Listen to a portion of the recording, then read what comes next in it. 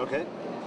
So I'm very much pleased to be here at this conference, which is already taking place for the 5th year, and it's anniversary, the 5th anniversary since the illegal annexation and occupation of Crimea.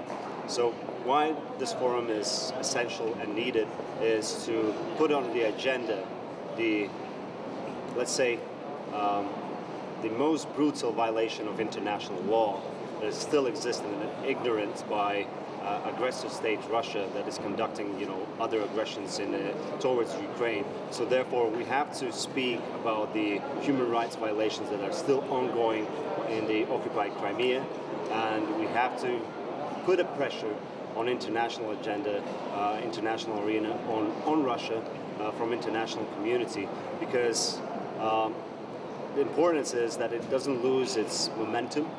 It continues. It's nothing that, it's not just something happened 5 years. It's continuation of Russian aggression towards Ukraine. It's constant violation on not only international law, but also bilateral agreements and clear ignorance and nihilism from Russia. So therefore, my expectations from this forum is that still Crimea is not something that, long forgone and something that we kind of say, okay, it happened and we have to live with it. No, not at all.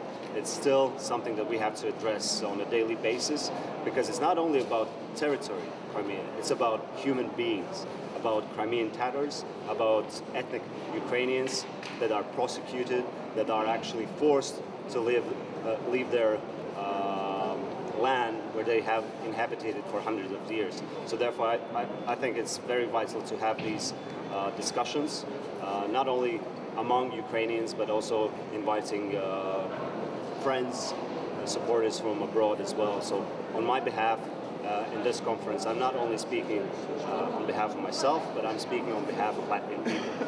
You have our support, and you will have our support as long as it's needed. Thank you.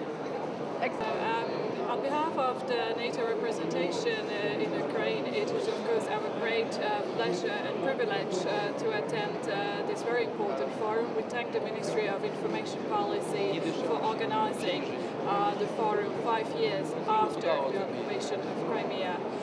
Together with the cultural exhibit, we believe this is a very important way, also through public diplomacy ways and means, to inform the Ukrainian citizens, but also the world, about 5 years of the continued occupation of Crimea. Thank you. What you wanted?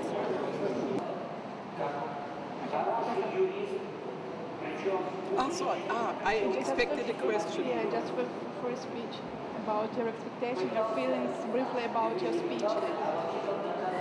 So I'm very pleased about this possibility to have an exchange on the awful human rights situation and security situation for people living in Ukrainian peninsula Crimea, which is occupied by Russia. I must say that I leave this conference with the sentiment that the international community, which I'm representing here, has to do more to break the silence about Crimea and the most awful human rights violations which we can figure out. Yes, for the positive side, I hope that there will be a day when such a conference about better development for Crimea and positive development for Crimea will take place in Crimea, and I will be able to join. Thank you.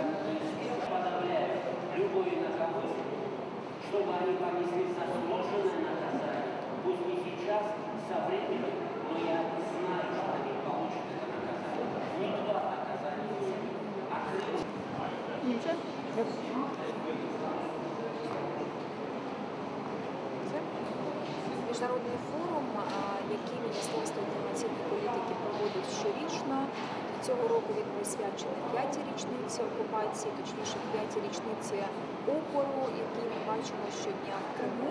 Він покликаний стати таким майданчиком, чи як сьогодні казали і промовляли гості і спікери форуму, майданчиком, тому що майдан і майдан з української та татарської мови означає одне і те саме, має стати такою платформою, де фактично зустрічається світ, Україна і окупований Крим, зокрема мешканці окупованого Криму.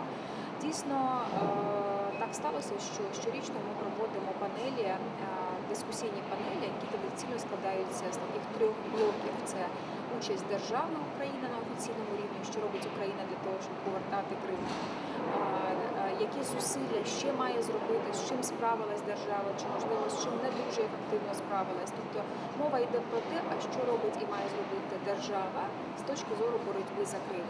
Друга дискусійна панель, вона присвячена відповідальності світу, тому що, в принципі, артикулюється ідея, що повернення Криму – це не тільки задача України, адже окупацією Криму було попрано абсолютно всі засади міжнародного права, всі ці домовленості і статус-кво, які був притаманні Європі після Другої світової війни. І фактично світ має захистити ці базові принципи права, свободи, недоторканності держави і території держави, зокрема тим, що тиск на Російську Федерацію буде потужним і який має зрештою призвести до деокупації Криму. Ну і третя дискусійна панель, напевно, з емоційної точки зору найскладніша, тому що вона про те, а як же відчувають себе люди і мешканці Криму.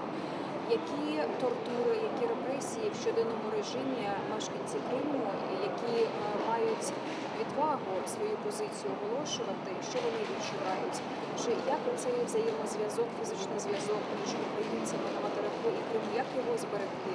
Тобто, в принципі, от всі ці 3 блоки, вони і є такою місцем формування дискурсу, місцем, де відстежуються, підсумовуються певні тенденції, де формується візія майбутнього, де проговорюються певні речі, які тим людям, які в щоденному режимі здаються вже сталими, ті, хто працює з Кримом, я маю на увазі, а тим, хто, можливо, не так близько займається цією темою професійно, не займається, звісно, багато нового відкривається через спікерів цього форуму. Ну і, звісно, цього року важливо було те, що представництво було високим, зокрема спеціальним гостем і учасником став спеціальний представник Держдепу США по Україні посол Курт Волкер, який ще раз наголосив на абсолютно чіткій позиції США невизнання, що США ніколи не визнають окупації Криму і будуть продовжувати тиск на Російську Федерацію з метою деокупації Криму. І позиція наших закордонних спікерів Туреччини, представника посла НАТО, Латвії, Литви, теж, мені здається, була достатньо такою фаховою і потужною. І звісно, сама держава була представлена, напевно, з функціональної точки зору.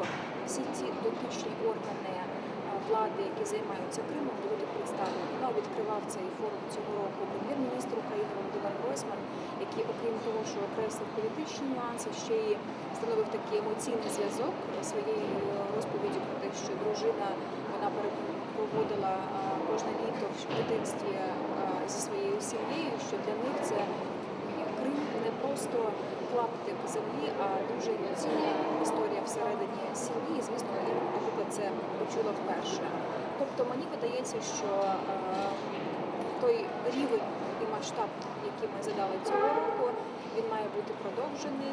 І я вдячна, ну і в першу чергу, міністру інформаційної політики Юрію Стецю, своїм колегам-заступникам і державному секретарю Артему Біденка і Дмитру Золотухіну, і команді міністерства і сектору, який займається, зокрема, питаннями реінтеграції Криму і Донбасу, і нашому державному підприємству з питань захисту інформаційного простору, нього дуже довга назва, але я знаю, що кожен, хто доклався, він це організація цього форуму, це частинка багатьох людей, які є командою міністерства та ДП. І я за це дуже-дуже вдячна, тому що без цих людей цей форум би не відбувся.